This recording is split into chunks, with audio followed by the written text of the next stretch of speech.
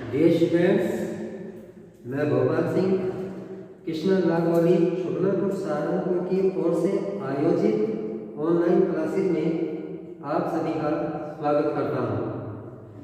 आज का मेरा टॉपिक बीए व बीएलएलबी के लिए जूरिस्प्रूडेंस अर्थात विधि शास्त्र को पढ़ने का है।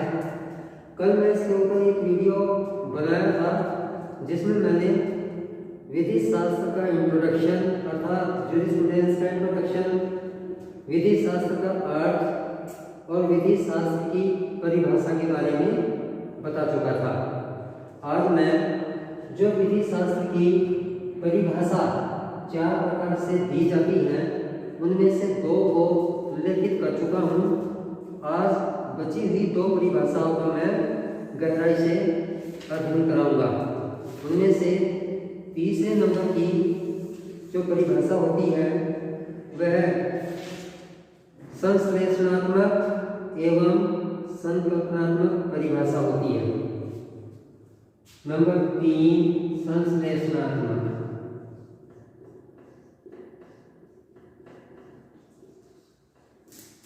वह संकल्पनात्मक।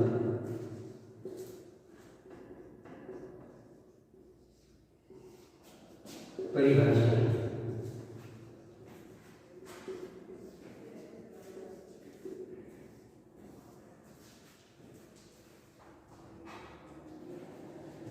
संश्लेषणात्मक एवं संकल्पनात्मक परिभाषा प्रोफेसर C.K. एलिन ने दी है। उनके अनुसार विधि शास्त्र विधि के मूलभूत सिद्धांतों का वैज्ञानिक संश्लेषण है। तो इस प्रकार से स्पष्ट होता है कि प्रोफेसर C.K.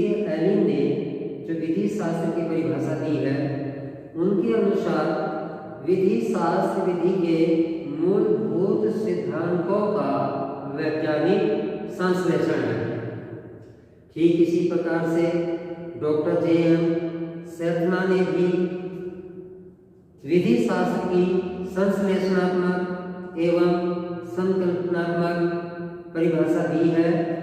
उनके अनुसार विधि शास्त्र एक वाग्यंत्र है जो विधिक राज्य की मधुरता प्रदान करता है। अधिवक्ता, न्यायाधीश, विधि शास्त्री एवं विधायक संगीतज्ञ हैं जो बाजे के धागों पर अपनी संगीत साधना करते हैं। ठीक इसी प्रकार से शिष्यों ने भी विधि शास्त्र की संश्लेषणात्मक एवं संकल्पनात्मक परिभाषा को व्यक्त किया है। उनके अनुसार विधि शास्त्र विधि के ज्ञान का दार्शनिक पक्ष होता है। इस प्रकार से स्पष्ट हो जाता है कि विधि शास्त्र एक संश्लेषणात्मक परिभाषा का केंद्र बन जाता है और विशेष रूप से इसमें कुछ संकल्पनात्मक बातें भी समावित होती हैं। नंबर 4 समाजशास्त्रीय परिभाषा। जो विधि शास्त्र की 4 परिभाषा बताई थी उनमें से सबसे पहली आदर्शवादी परिभाषा थी, दूसरी विश्लेषणात्मक परिभाषा थी, तीसरी संश्लेषणात्मक परिभाषा थी और नंबर 4 समाजशास्त्रीय परिभाषा। नंबर 4 पर आती है समाजशास्त्रीय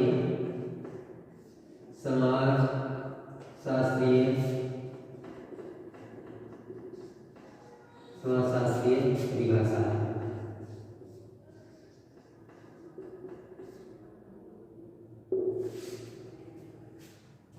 विधि शास्त्र की नंबर 4 की जो परिभाषा है वह समाजशास्त्रीय परिभाषा है।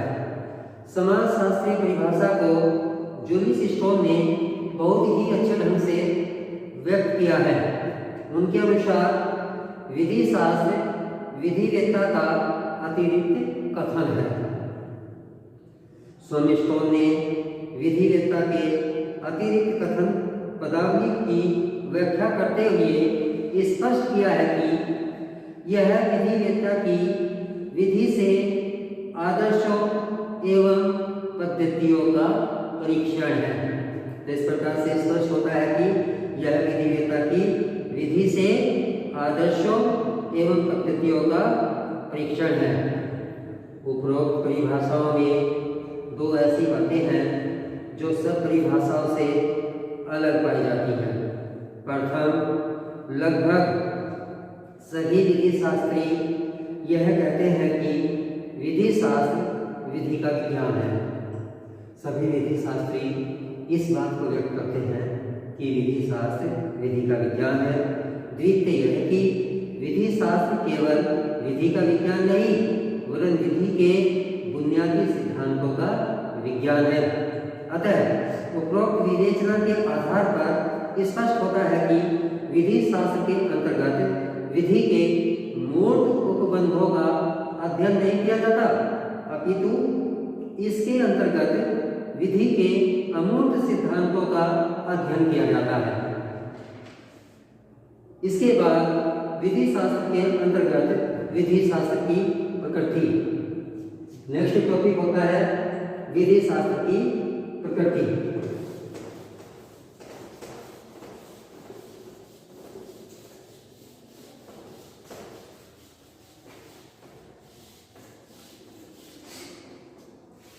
नेक्स्ट टॉपिक आता है विधि शास्त्र की प्रकृति, nature of jurisprudence.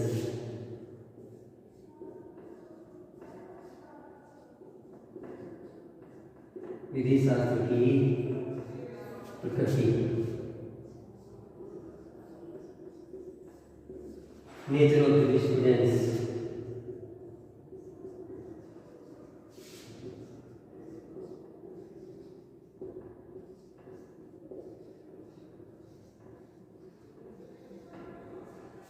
Nature of jurisprudence विधि शास्त्र की प्रकृति की व्याख्या करते समय विधि संबंधी संकल्पनाओं जैसे स्वामित्व, अधिकार, विधिक व्यक्तित्व आदि का विस्तृत विवेचन किया जाता है।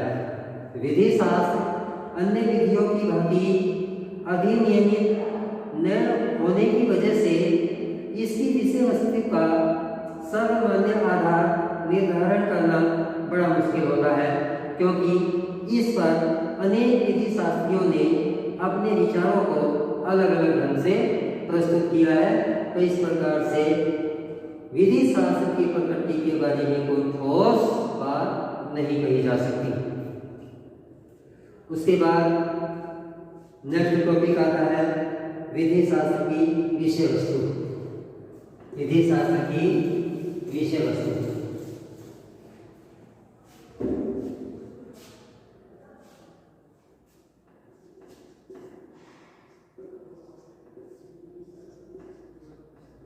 विधि शास्त्र की विषय वस्तु, सब्जेक्ट मैटर ऑफ जूरिस्प्रूडेंस।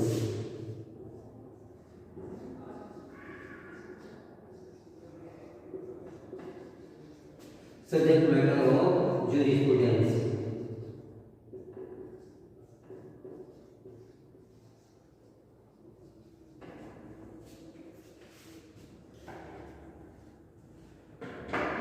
विधि शास्त्र के अंतर्गत विधि शास्त्र की जो विषय वस्तु होती है उसमें निम्न बातों को दर्शाया गया है।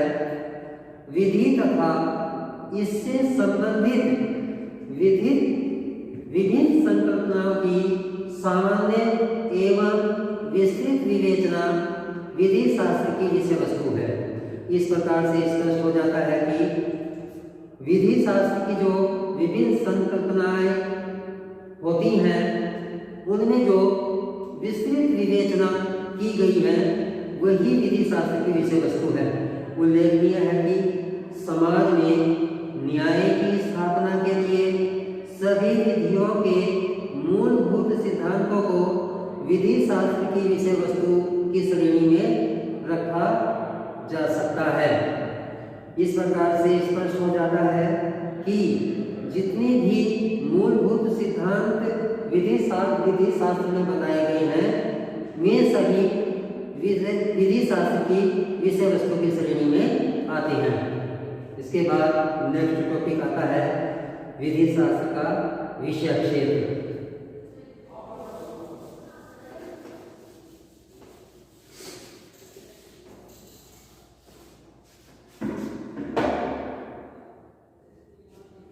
विधि शास्त्र का विषय क्षेत्र।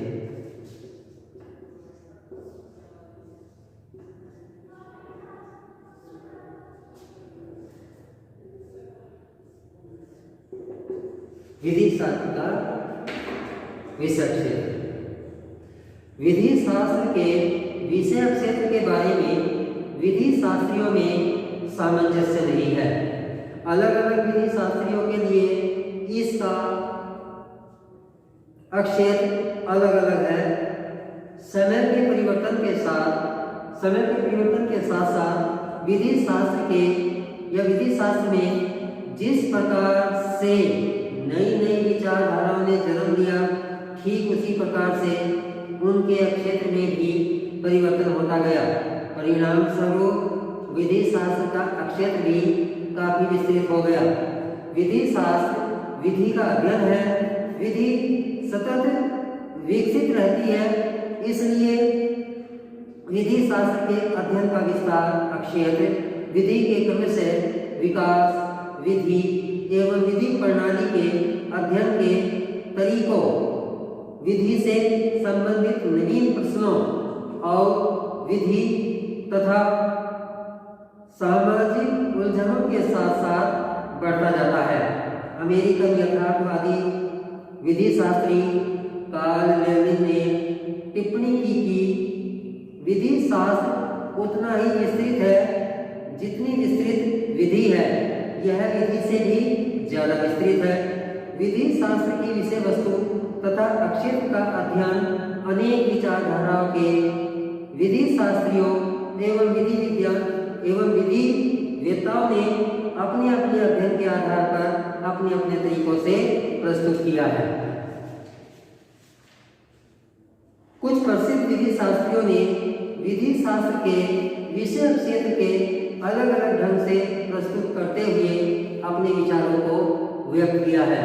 इस प्रकार से अलग अलग विधि शास्त्री जिसमें से अस्टीन और बेंथम आदि अपने विचारों को व्यक्त रखते हैं, उन सब के बारे में मैं विस्तार से कल नए वीडियो में इस पर चर्चा करूंगा।